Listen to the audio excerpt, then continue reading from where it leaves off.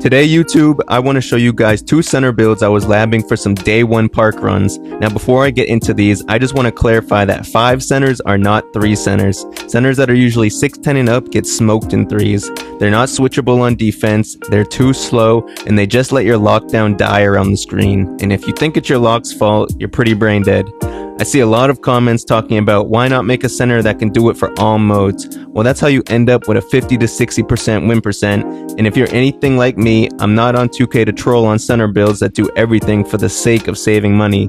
I'm trying to play a certain role and win. So jumping into today's builds, I got a 6'9 inside I want to show you for the 2s court.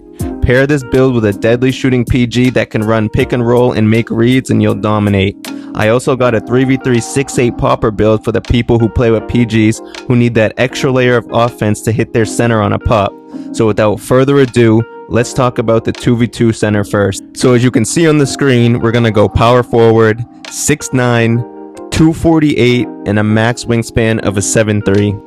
Now because this is an inside center for the 2s court, you are going to get some absolutely insane physicals. Your speed ends up being an 80, your agility is a 75, your strength, you can get it to a 96, but we're going to start with a 95, and your vertical is also going to be an 80. Your physical badges are going to be looking pretty tough. You're going to have a gold brick wall, gold bruiser, bronze flash, gold pogo, silver slippery off ball, and Hall of Fame workhorse. And when we actually have the game in our hands and we can see how we're going to fuse our badges, we'll probably end up getting Hall of Fame brick wall to start.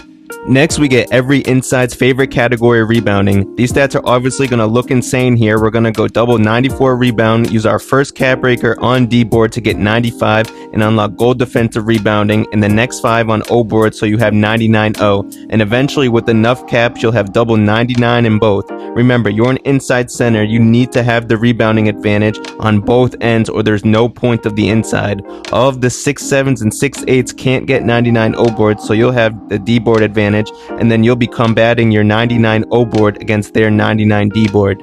So eventually, once you max both categories, all your rebounding badges will be looking Hall of Fame, including your box out badges, once you +1 your strength from 95 to 96 as well. But for now, all your rebounding badges will look to be gold once you +1 your D rebound to 95. Except for Sink Snatcher, that will be Hall of Fame because either your O board or D board hits that 90 threshold.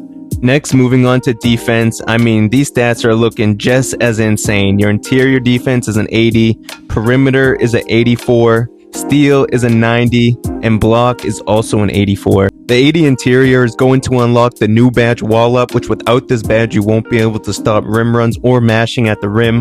The 84 perimeter allows you to be super switchable and get you gold immovable enforcer when the guard's coming at you, and it also gets you the silver challenger badge so they can't shoot in your face. Then you got the 90 steal for the gold interceptor. People starting the year with bad pack accuracy, so this should be deadly on defense. And the 84 block getting you silver paint patroller and silver high flying denier for chase down blocks at the rim.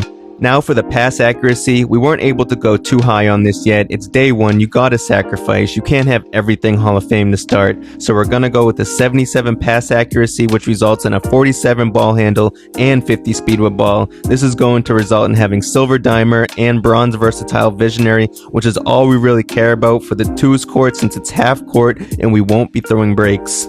Moving on to shooting, I mean, I don't really need to show this, but I know some of you are going to cry if I don't show every single stat, so this is what the shooting looks like. I put literally nothing on it. And last but not least, the finishing. So after setting all the stats we just talked about, it results in your close shot being a 79.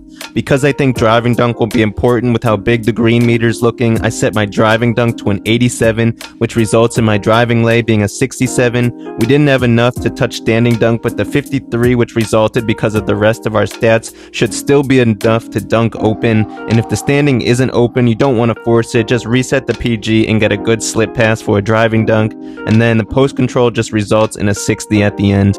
And the badges that I want to highlight that come out of this is the silver posterizer, which you get for having 87 driving dunk, and then the gold aerial wizard. The way they describe the finishing specialization this year, putbacks seem like they might be OP, so having this badge may be useful. And just so that you can see the full build yourself, here's a screenshot of the build. You end up getting a 2-way bulldozer, and I'll post the QR code at the end just so you can copy it if you'd like.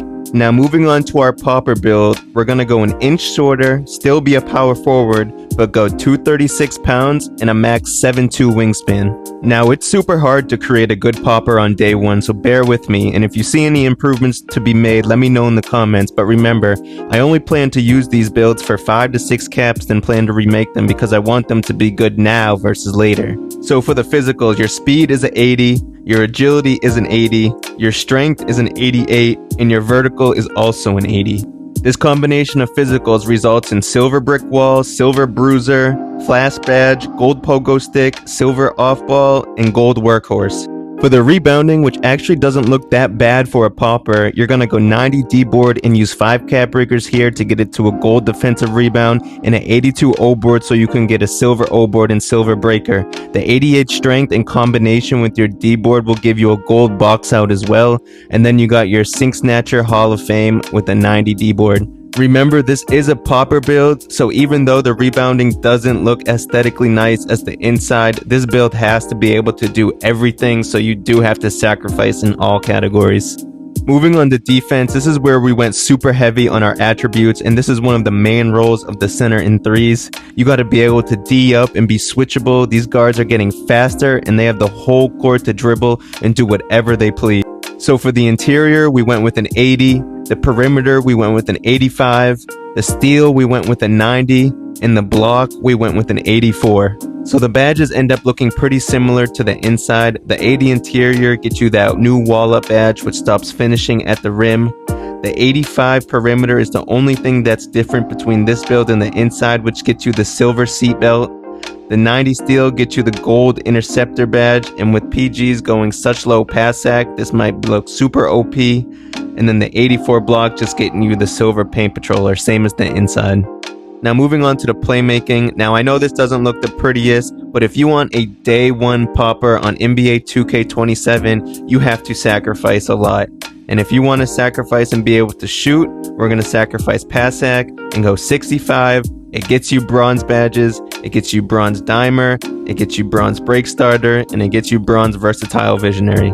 Moving on to the shooting, the whole reason we even made this build, we're gonna go with an 80 3-point shot. 81 didn't get you any extra badges, so I just moved it down 1.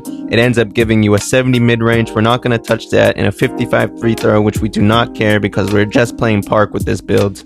The badges that we care about that result out of this 83 pointer is the silver set shot badge, the bronze deadeye badge, all the static set shot midi badges, and then the shifty shooter badge. And at last, we got the finishing. The only thing that we really raised here was the driving dunk to a 73, which unlocked that bronze posterizer badge. Everything else we left the same, or just it went up because we set other attributes the way we did. So it just gave us a little bit of close shot, a little bit of driving layup, a little bit of post control or whatever, and a little bit of standing dunk. But the only one we really cared about was driving dunk. As long as we're able to catch the ball in the slip and go up on our popper, we're cool here. I know some of you only care about the final screenshot of the build and don't care about what I have to say, so here's a final look and screenshot of all the attributes of the popper build that you can use in 3v3 Park.